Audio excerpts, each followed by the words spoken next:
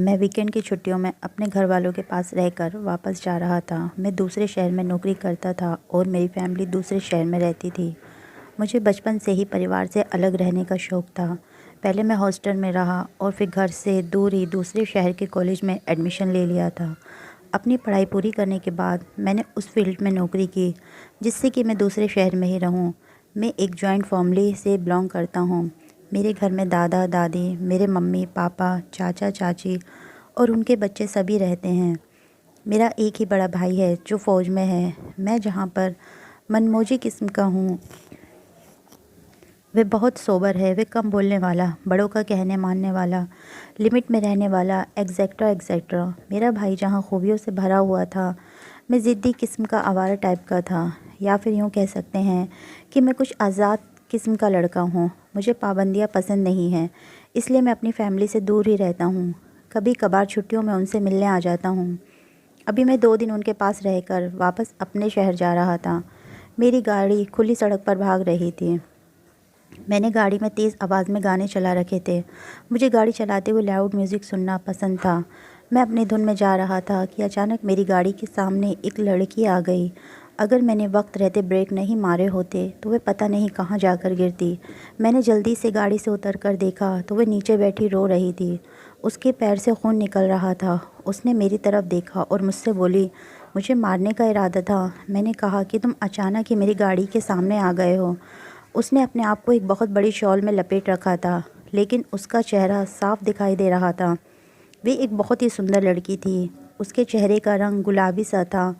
मैंने अब तक बहुत सी लड़कियों को देखा था और उनसे दोस्ती भी की थी, उनके साथ घूमा फिरा था, मगर ऐसा दिलकश चेहरा आज तक मेरी आंखों के सामने नहीं आया था। मेरे दिल में उसे देखकर बेईमानी आने लगी। मैंने उससे कहा कि यहीं थोड़ी दूर पर मेरे दोस्त का प्राइवेट क्लिनिक है, मेरे साथ चलो, मैं तुम्हारी पट्टी करवा दूंगा। वह बोली, ठीक है, मेरी उठने में मदद करो। मैंने उसका हाथ पकड़कर उसे सड़क पर से उठाया और अपनी गाड़ी की फ्रंट सीट पर बैठा दिया। मैंने उससे रास्ते में पूछा कि तुम कहाँ जा रही थी। वह गुस्से में बोली, चाहे कहीं भी जा रही थी, लेकिन अभी वहाँ पर नहीं जाना चाह रही थी जहाँ तुम मुझे भेजने वाले थे। मैं उसका गुस्सा देखकर चुप हो गया और फिर पूरे रास्ते चुप ही रहा। वे भी अनकंफर्टेबल सी बैठी रही। फिर मेरे दोस्त का क्लिनिक आ गया और मैं उसका हाथ पकड़कर उसे अंदर ले गया। मैंने अपने दोस्त को सारी बात बता दी। उसने कहा कि चलो कोई बात नहीं, मामूली सी चोट है, मैं पट्टी कर देता हूँ। उसने उस लड़की से पूछा कि आपका नाम क्या है। उसने अपना नाम अनुराधा बताया। मेरे दोस्त ने अच्छी तरह से उसके पैर की सफाई की और फिर ड्रेसिंग कर दी। अचानक ही वह रोने लगी और बोली कि मुझे बहुत तेज़ दर्द हो रहा है। ये बोलते हुए उसकी शाल हट गई और मैं देखकर हैरान रह गया कि वह माँ बनने वाली थी और ऐसा लग रहा था कि उसका 9वां महीना है और उसे लेबर पेन हो रहा है। मैंने उससे पूछा कि तुम प्रेग्नेंट हो। वे बोली, हाँ मैं प्रेग्नेंट हूँ, और जब मैं तुम्हारी गाड़ी से टकराई तो मैं हॉस्पिटल ही जा रही थी। मेरे दोस्त ने जल्दी से नर्स और बॉयबॉट को बुलाकर उसे ऑपरेशन थिएटर में भेजा और वह खुद भी चला गया। मैं वहीं बाहर बैठ गया और इंतज़ार करने लगा। तकरीबन 1.5-2 घंटे के बाद ऑपरेशन थिएटर का दरवाज़ा खुला और मेरे दोस्त ने आकर कहा कि लड़का हुआ है। अभी अनुराधा बेहोश है। थोड़ी देर में नर्स ने एक बच्चा लाकर मुझे दे दिया। मैं उस बच्चे को देखकर हक्का बक्का रह गया और उसे गोद में लेकर बैठ गया। कुछ देर बाद मैंने वह बच्चा नर्स को दे दिया और बाहर से बच्चे की ज़रूरत का सामान ले आया। जब अनुराधा को होश आ गया तो मैंने उससे पूछा कि ये बच्चा किसका है। वह चुप हो गई और उसने अपनी आंखें बंद कर लीं। जब तक वह अस्पताल में रही, मैं रोज़ शाम को ऑफिस की छुट्टी के बाद वहीं आ जाता था। मैंने उसका हर तरह से ध्यान रखा। अस्पताल से छुट्टी के समय मैंने उससे पूछा कि अब तुम्हें कहाँ छोड़ूं, तुम्हारा घर कहाँ है। वह बोली, मेरा घर यहाँ से बहुत दूर है। मैंने सोचा चलो अभी मैं इसे अपने घर पर ही लेकर चलता हूँ। अब इसे और इसके बच्चे को ऐसी हालत में अकेला तो नहीं छोड़ सकता हूँ। मैं अपने घर में अकेला ही रहता था। मैं उसे अपने घर पर ले आया और एक कमरे में उसका सारा सामान रख दिया। मैंने उससे कहा कि मैं यहाँ पर अकेला रहता हूँ, मेरी फैमिली दूसरे शहर में रहती है, तुम यहाँ पर आराम से रह सकती हो और तुम्हें किसी भी चीज़ की ज़रूरत हो तो मुझे बता देना। अब उसे वहाँ पर रहते हुए 1 महीना होने वाला था। वे बिल्कुल ठीक थी। एक दिन मैंने उससे पूछा कि इस बच्चे का बाप कौन है। वे बोली, इस बच्चे में तुम्हारे ख़ानदान का ही खून है। मैं हैरत से अपनी जगह से खड़ा हो गया। मैंने उससे कहा कि क्या तुम पागल हो गई हो? उसने कहा कि जी नहीं, मैं जो भी कह रही हूँ सच कह रही हूँ। मैंने अपने दिमाग पर ज़ोर देकर सोचा तो मुझे कुछ भी याद नहीं आ रहा था। मैं इस लड़की इससे पहले भी कभी मिला हूँ। ये बात नहीं है कि मेरी कभी किसी लड़की से ऐसे संबंध नहीं थे। ऐसी बहुत सी लड़कियाँ थीं जिनके साथ मैंने रातें गुजारी थी, मगर ये लड़की उनमें से नहीं थी। मेरी याददाश्त इतनी कमज़ोर भी नहीं थी कि मैं ये बात भूल जाता। मैंने उससे कहा कि तुम झूठ बोल रही हो।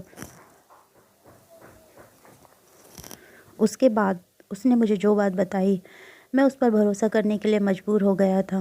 मैं वैसे भी जब भी उस बच्चे को देखता था, उसे गोद में लेता था, मुझे ऐसा महसूस होता था कि मेरे दिल का टुकड़ा है। मैं इसे सालों से जानता हूँ। मैं उसका अब और भी अच्छी तरह से ध्यान रखने लगा था। हमने उस बच्चे का नाम आरव रखा था। अब इस बात को 2.5 महीने हो गए थे। एक दिन मैंने उससे कहा कि अपनी पैकिंग कर लो। वे बोली कि मैं कहाँ जाऊँगी, मेरा तो इस दुनिया में कोई भी नहीं है। मैंने उससे कहा कि मैं अपनी फैमिली से मिलने जा रहा हूँ। जब से तुम मेरी ज़िंदगी में आई हो, मैं उनसे मिलने नहीं जा पाया हूँ। मुझे वहाँ से फ़ोन पर फ़ोन आ रहे हैं और मैं तुम्हें अकेला छोड़कर भी नहीं जा सकता हूँ, इसलिए तुम्हें भी अपने साथ लेकर जाऊँगा। मेरी बात सुनकर वह खुश हो गई और जल्दी से उसने अपनी और आरव की ज़रूरत की चीज़ें पैक कर लीं। मैंने उसका सामान उठाकर गाड़ी में रखा और वह आरव को लेकर गाड़ी में आकर बैठ गई। मैंने गाड़ी में हल्का हल्का सा म्यूज़िक चला रखा था। वह बहुत चुपचाप थी। मैंने उससे पूछा, क्या सोच रही हो? वे बोली, तुम्हारे घर वाले मुझे देखकर कैसे रिएक्ट करेंगे। मैंने कहा कि लेट्स सी, देखते हैं क्या होता है। और कुछ ही घंटों के सफ़र के बाद मैंने गाड़ी अपने घर के दरवाजे पर जाकर रोक दी। मैं घर के अंदर पहले गया और अनुराधा मेरे पीछे पीछे थी। मेरे सब घर वाले साथ में बैठे हुए लंच कर रहे थे। मुझे देखते ही सब खुश हो गए। मैंने सबके पैर छुए। तभी मेरी मम्मी की नज़र अनुराधा पर पड़ी। मेरी मम्मी बोली, बेटा नकुल ये कौन है? मैंने अनुराधा की गोद में से आरव को लेकर अपने दादाजी की गोद में दे दिया। वह भी उसको देखकर यही बोले कि ये किसका बच्चा है। और फिर एक एक करके सब घर वालों ने उसे देखकर यही सवाल पूछा कि ये किसका बच्चा है। मैंने अपनी मम्मी से पूछा कि मम्मी आप बताइए ये किसकी तरह है। मेरी मम्मी बोली, ये तो अर्जुन का बचपन है। बचपन में वह भी बिल्कुल ऐसा ही था। और ये जो इसकी आईब्रो के पास ही काला तिल है, वह भी बिल्कुल अर्जुन की तरह ही है। मैंने कहा कि हाँ मम्मी, ये अर्जुन भैया का ही बेटा है और ये उनकी पत्नी अनुराधा है। अब सब लोग अनुराधा की तरफ देखने लगे। मैंने कहा कि अनुराधा, सबको बताओ कि तुम अर्जुन भैया से कैसे मिली थी। उसने कहा कि मेरा घर जहाँ पर था उन दिनों वहाँ पर लड़ाइयाँ हो रही थी। मेरा घर बॉर्डर से थोड़ी दूरी पर था। मेरे सब घर और मेरे आसपास के लोग बमबारी में मर चुके थे। मैं भी मलबे के नीचे दबी हुई थी। मुझे रेस्क्यू टीम ने वहाँ से निकाला था। मैं बुरी तरह से ज़ख्मी थी। मुझे एक टेंट में रखा गया था। धीरे धीरे मेरे शरीर के घाव तो भर गए थे, मगर मैंने जो अपनी आंखों से तबाही देखी थी उसमें मैं बहुत ज़्यादा डरी हुई थी। मेरी दिन रात की नींद उड़ चुकी थी। मैं कभी भी डर कर चीखने लगती थी। जिस रेस्क्यू टीम ने मुझे बचाया था उसमें अर्जुन भी थे। उन्होंने मेरी बहुत मदद की। वह मुझे बहुत तसल्ली देते थे, अपने हाथों से खाना खिलाते थे। अपने परिवार को खोने के बाद और इतने दुखों के बाद जब मुझे हमदर्दी मिली तो मैं उनसे प्यार करने लगी। अर्जुन भी मुझे चाहने लगे थे। वहाँ पर जो उनके दोस्त थे उन्होंने अर्जुन से कहा कि इस लड़की का तो अब दुनिया में कोई भी नहीं बचा है, तुम इससे शादी कर लो। अर्जुन ने आप लोगों से कहा कि मैं यहाँ पर एक लड़की से शादी कर रहा हूँ, तो आपने उनसे कह दिया कि आप उनकी शादी अपनी मर्ज़ी से करेंगे। ये सुनकर वे दुविधा में पड़ गए कि वे क्या करें। वे मुझे भी अकेला नहीं छोड़ सकते थे। फिर उनके सब दोस्तों ने हमारी शादी करवा दी। मैं अर्जुन के साथ ही रहने लगी थी। थोड़े समय के बाद वहाँ पर सब कुछ नॉर्मल हो गया था और अर्जुन की ड्यूटी कहीं और लग गई थी। वे मुझे वहीं छोड़कर ये कहकर चले गए कि वे जल्दी यहाँ से छुट्टी ले लेंगे और मुझे अपनी फैमिली से मिलवाने के लिए ले जाएंगे। जब वे मेरे पास से गए थे तब मुझे भी पता नहीं था कि मैं माँ बनने वाली हूँ। मैं अर्जुन के इंतज़ार में दिन काटने लगी। कभी मेरे दिल में यह ख़्याल आता कि कहीं अर्जुन ने मुझे धोखा तो नहीं दे दिया है। अब मेरी डिलीवरी का समय नज़दीक आ रहा था। मुझे याद है कि अर्जुन ने एक बार बताया था कि उनका भाई उस शहर में नौकरी करता है। उन्होंने मुझे तुम्हारी कंपनी का नाम भी बताया था। उस दिन मैं तुम्हें ढूंढ ही रही थी कि मैं तुम्हारी गाड़ी के सामने आ गई थी। जब तुम मुझे मिले थे तब मुझे ये भी पता नहीं था कि तुम अर्जुन के भाई हो। डिलीवरी के बाद जब तुम मुझे अपने घर लेकर गए तो मैंने तुम्हारी और अर्जुन के साथ में फ़ोटो देखी थी। तुम्हें याद होगा, मैंने तुमसे पूछा भी था कि ये तुम्हारे साथ कौन है। तब जाकर मुझे पता चला कि मैं अर्जुन के भाई के पास ही पहुंच गई हूँ। अनुराधा की बात सुनकर सब घर वाले कहने लगे कि हाँ, कुछ दिन पहले अर्जुन का फ़ोन आया था और वे कह रहा था कि वे एक लड़की को पसंद करता है और उनसे शादी करना चाहता है। मैंने अनुराधा से कहा कि ये बात सुनकर तो मैं हैरानी होगी कि अर्जुन भैया उस दिन से ही गायब हैं। हमारा किसी का भी उनसे कांटेक्ट नहीं हो पाया है। सब घर वालों ने तो अनुराधा को एक्सेप्ट कर लिया था। अब मुझे अर्जुन भैया की तलाश करनी थी और लकीली अर्जुन भैया का खुद ही फ़ोन आ गया।